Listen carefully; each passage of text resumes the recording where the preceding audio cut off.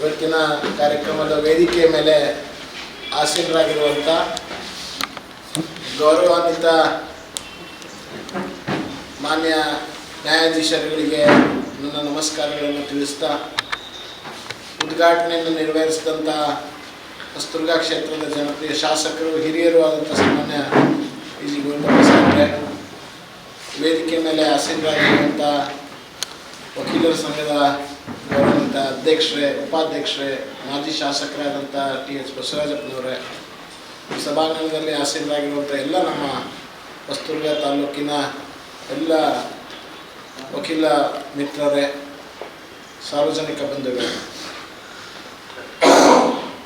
ನಮ್ಮ ದೇಶದ ಮೊದಲನೇ ರಾಷ್ಟ್ರಪತಿಗಳಾದಂಥ ರಾಜೇಂದ್ರ ಪ್ರಸಾದ್ರವರ ಜ್ಞಾಪಕಾರ್ಥವಾಗಿ ಅವರ ಹುಟ್ಟುಹಬ್ಬವನ್ನು ವಕೀಲರ ದಿನಾಚರಣೆಯಾಗಿ ಇವತ್ತು ಇಡೀ ದೇಶಾದ್ಯಂತ ಅಡ್ವೊಕೇಟ್ಸ್ ಡೇ ಅನ್ನೋವಂಥದ್ದನ್ನು ಆಚರಣೆ ಮಾಡುವಂಥದ್ದನ್ನು ಅನೇಕ ವರ್ಷಗಳಿಂದ ನಮ್ಮ ರಾಷ್ಟ್ರದ ಮೊಟ್ಟ ಮೊದಲನೇ ರಾಷ್ಟ್ರಪತಿಗಳಿಗೆ ಗೌರವವನ್ನು ಸೂಚಿಸುವಂಥ ಹಿನ್ನೆಲೆಯಲ್ಲಿ ಮತ್ತು ನಮ್ಮ ದೇಶದ ಪ್ರತಿಯೊಬ್ಬ ನ್ಯಾಯವಾದಿಗೆ ಗೌರವವನ್ನು ಸೂಚಿಸುವಂಥ ಹಿನ್ನೆಲೆಯಲ್ಲಿ ವಕೀಲರ ದಿನಾಚರಣೆಯನ್ನು ನಾವು ಎಲ್ಲರೂ ಕೂಡ ಸೇರಿ ಒಟ್ಟಾಗಿ ಆಚರಣೆಯನ್ನು ಮಾಡ್ತಾ ಇದ್ದೇವೆ. ಮೊದಲನೇದಾಗಿ ವಕೀಲರ ದಿನಾಚರಣೆಯ ಹಾರ್ದಿಕ ಶುಭಾಶಯಗಳನ್ನು ನಾನು ತಮ್ಮೆಲ್ಲರೂ ಕೂಡ ತಿಳಿಸ್ತಾ ಇದ್ದೇನೆ. ಇವತ್ತು ನಮ್ಮ ದೇಶದಲ್ಲಿ, ನಮ್ಮ ದೇಶ ಅಷ್ಟೇ ಅಲ್ಲ, ಬಹುಶಃ ಜಗತ್ತಿನಲ್ಲಿ ಎರಡು ಪ್ರಮುಖವಾದಂಥ ಪ್ರೊಫೆಷನ್ಗಳಿಗೆ ಭಾಳ ಹೆಚ್ಚಿನ ಗೌರವಗಳು ಸಿಗುವಂಥದ್ದು.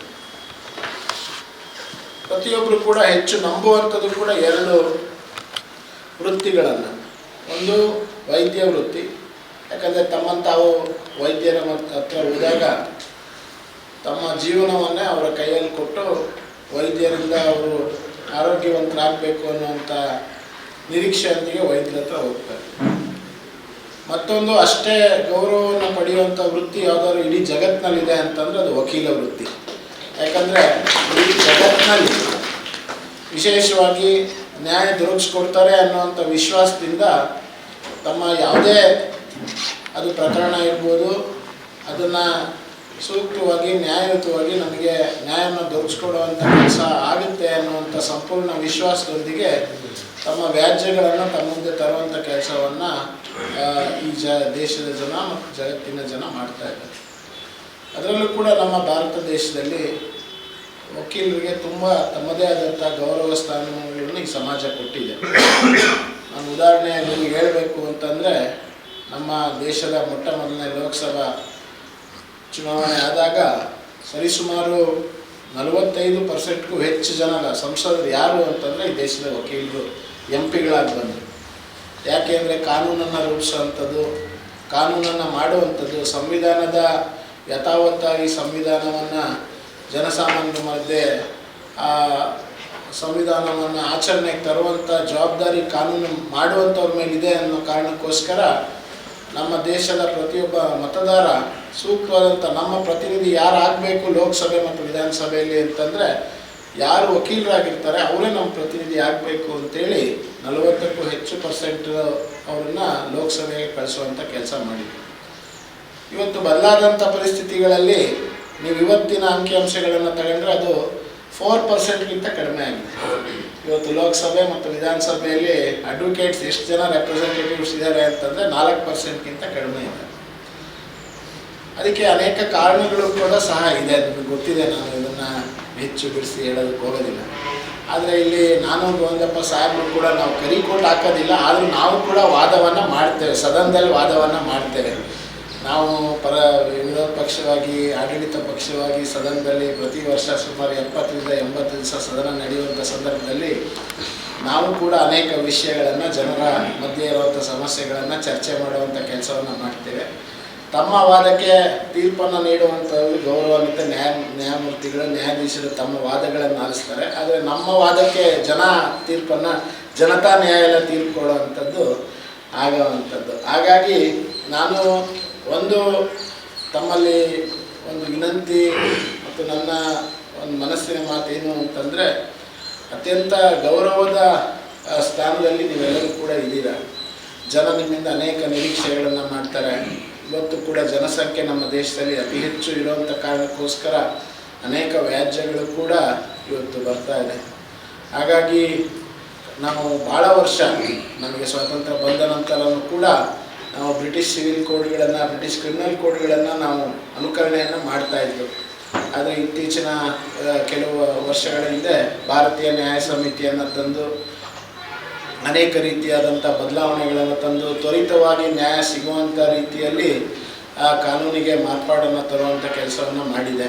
ಹಾಗಾಗಿ ಇವತ್ತು ಜನಸಾಮಾನ್ಯರ ಸಂಕಷ್ಟಗಳನ್ನು ತಾವು ಕೂಡ ಹೆಚ್ಚಿನ ಜವಾಬ್ದಾರಿಯನ್ನು ವಹಿಸಿ ಅದಕ್ಕೆ ಸೂಕ್ತವಾಗಿರುವಂಥ ನ್ಯಾಯವನ್ನು ದೊರಕಿಸ್ಕೊಡುವಂಥ ರೀತಿಯಲ್ಲಿ ಒಟ್ಟು ನ್ಯಾಯಾಂಗ ವ್ಯವಸ್ಥೆಯಲ್ಲಿ ತಮ್ಮ ಪಾತ್ರ ಅಪಾರವಾದಂಥ ಒಂದು ಮಹತ್ವವನ್ನು ಪಡೆದಿದೆ.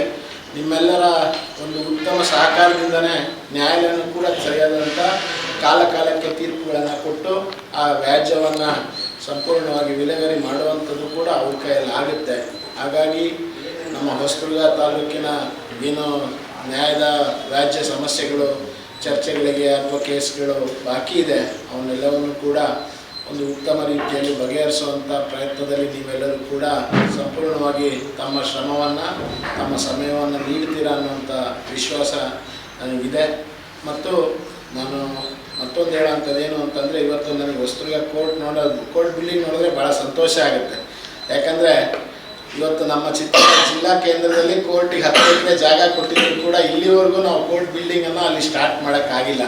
ಆದರೆ ಹೊಸದುರ್ಗ ತಾಲೂಕು ಕೋರ್ಟನ್ನ ಇಷ್ಟು ಸುಸಜ್ಜಿತವಾಗಿ ಬೆಂಗಳೂರಿನ ಹೈಕೋರ್ಟಿಗೆ ಸರಿಸಮ ಒಂದು ಬಿಲ್ಡಿಂಗನ್ನು ಕಟ್ಟಿ ಇವತ್ತು ನಿಮ್ಮೆಲ್ಲರಿಗೂ ಕೂಡ ಒಂದು ವಿಶಾಲವಾದಂಥ ಕೋರ್ಟಿನ ಆವರಣವನ್ನು ಮಾಡಿಕೊಟ್ಟಿದೆ ಸರ್ಕಾರ. ಅದರ ಸದ್ಬಳಕೆಯನ್ನು ಕೂಡ ತಾವೆಲ್ಲರೂ ಕೂಡ ಮಾಡ್ತಾ ಇದ್ದೀರಾ. ಮತ್ತು ಈಗಾಗಲೇ ನಮ್ಮ ಪ್ರಾಸ್ತಾವಿಕವಾಗಿ ಮಾತಾಡಿದಂಥ ಹಿರಿಯ ವಕೀಲರು ತಿಳಿಸಿದ್ರು, ಒಂದು ಸೇವಾ ನಿಧಿಯನ್ನು ಕೂಡ ಮಾಡಿದ್ದೀರಾ ಅಂತ. ನಾನು ನನ್ನ ಕಡೆಯಿಂದ 1 ಲಕ್ಷ ರೂಪಾಯಿಗಳನ್ನು ಅದಕ್ಕೆ ಕೊಡುವಂಥ ಬಿಲ್ಡಿಂಗು ಕೂಡ ಮಾನ್ಯ ಶಾಸಕರು ನಮ್ಮ ಈ ತಾಲೂಕಿಗೆ ಬೇಕಾಗಿರುವಂಥ ಅನೇಕ ಯೋಜನೆಗಳನ್ನು ತಂದು ಅಭಿವೃದ್ಧಿಯನ್ನು ನಿರಂತರವಾಗಿ ಮಾಡ್ತಾ ಇದ್ದಾರೆ. ವಕೀಲರ ಭವನಕ್ಕೂ ಕೂಡ ನನ್ನ ಸಂಪೂರ್ಣವಾಗಿ ಅವರು ಮಾಡುವಂಥದ್ದಕ್ಕೆ ಸಹಕಾರ ನಮ್ಮದು ಸದಾ ಇದ್ದೇ ಇರುತ್ತೆ. ಅವರು ಅನುದಾನವನ್ನು ತಂದು ತ್ವರಿತವಾಗಿ ವಕೀಲರ ಭವನ ನಿರ್ಮಾಣ ಆಗುವಂಥದ್ದು ಆಗಲಿ ಅನ್ನುವಂಥದ್ದನ್ನು ಹೇಳ್ತಾ, ನಾನು ಇತ್ತೀಚಿನ ದಿನಗಳಲ್ಲಿ ಸುಮಾರು ಒಂದು 60-70 ಕಾನೂನು ಕಾಲೇಜುಗಳಿಗೆ ಹೋಗಿ ಬಂದಿದ್ದೀನಿ ಕಳೆದ 3 ತಿಂಗಳಲ್ಲಿ. ನಾನು ಇಡೀ ದೇಶಾದ್ಯಂತ ಒಂದು ಅಭಿಯಾನ ನಡೀತಾ ಇದೆ, ಒಂದು ರಾಷ್ಟ್ರ ಒಂದು ಚುನಾವಣೆ ಅಂತ, ಅದರ ರಾಜ್ಯದ ಸಂಚಾಲಕರಾಗಿ ಕೆಲಸ ಮಾಡ್ತಾಯಿದ್ದೀನಿ.